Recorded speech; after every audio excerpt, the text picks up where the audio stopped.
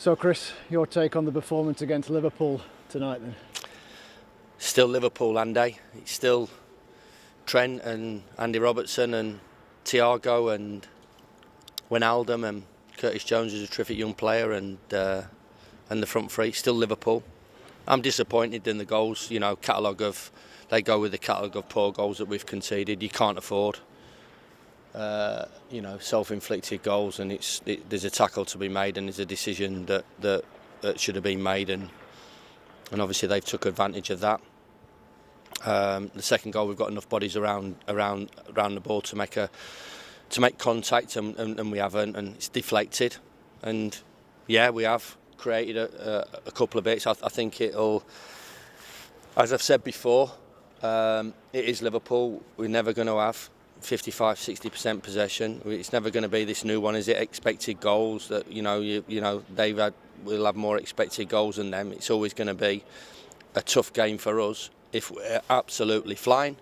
If all my best players are at the top of the game, which are not, and we've got a settled side that's playing with a consistency, which obviously we've not, but we still made it interesting. We still made it tight at times, and we still had opportunities to get something from the game. So, again, bigger picture for me looking at it is that how can we bridge this gap, and we try to, but I think sometimes I've got to say that the gap is too bigger one to compete with, and be realistically thinking that we can. Which obviously is difficult at the moment. There was a debate as to whether the cross from Alexander-Arnold had gone out of play before that. Have you had a look? What's the view? I think a couple of the players have took a chance on it, which is disappointing. They should have seen it out, but it's still a poor decision before it, and a poor decision when the cross has come in. It just gets out behind the goal, and a couple of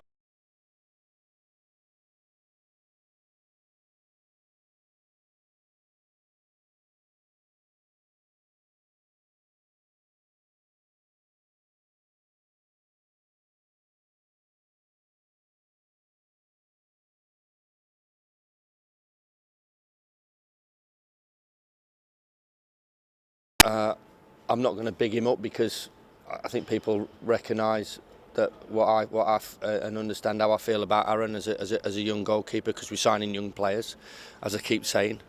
We didn't have that ability to go and get experience. That's the model of the football club. The model of the football club is to flirt with 17th and buy championship players, and if not championship players that can try and play in the Premier League, or which we did last year to great effect. But if that situation changes, which obviously it looks like it's going to do, then we have the ability to bounce back and keep everybody and go again. And Aaron was one of those players that we signed in the summer that is going to be a good player.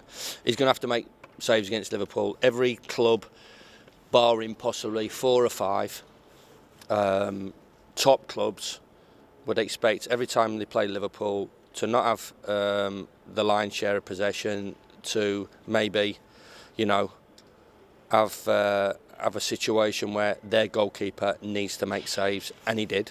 And I'm delighted about the way he is playing and showing what he's capable of. Quick turnaround now, isn't it? Yeah, it is, yeah. In the week, I noticed Moussa was on the bench. I mean, is anybody even more likely to come back of the group of lads that are injured right now? We'll have a look at it tomorrow, but we possibly need to freshen the side up. But obviously, there's not a lot of scope to do that. There's a lot of tired bodies in there, which you would expect when you're playing Liverpool, the way they move you about the pitch, and there's a lot, mentally, there's a lot of disappointed players that are hurting and struggling because of what they're going through. There's absolutely no hiding place in this division, and they've put an enormous amount of effort into it. And I don't think anybody can be critical too much about what they're trying to put into their performances. We can be critical in terms of maybe the form at the moment and decision making at the moment, but certainly I look and I think that maybe I'm the best person to judge what they're about as players and human beings, and what they're going through, and what they're trying to do to get a result, and they're putting everything into it, and they need to do that. The gulf, as I've said, is huge when you're playing Liverpool.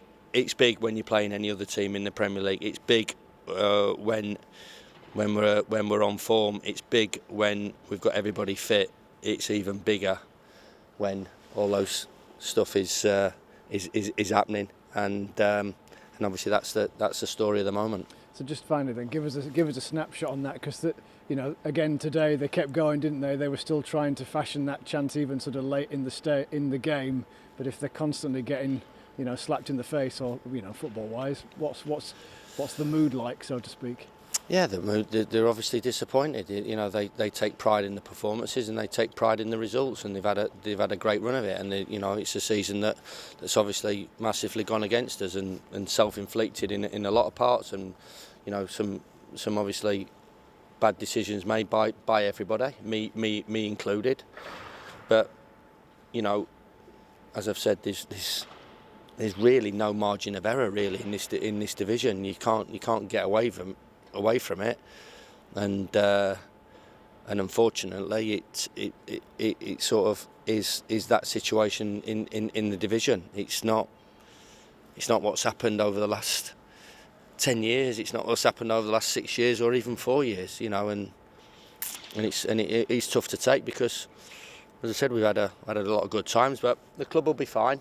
If we stick to a plan, which hopefully we will do, and we do the stuff that we've set out to do.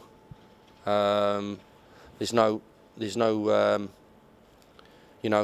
disgrace in failure. Really disappointing, which is happening at the time, but the club will bounce back, as it always has done, and the supporters will always be here, and they understand that as much as anybody. But this is obviously a tough time, but they'll come roaring back, and if we stick to the model and the plan that we've set out to do.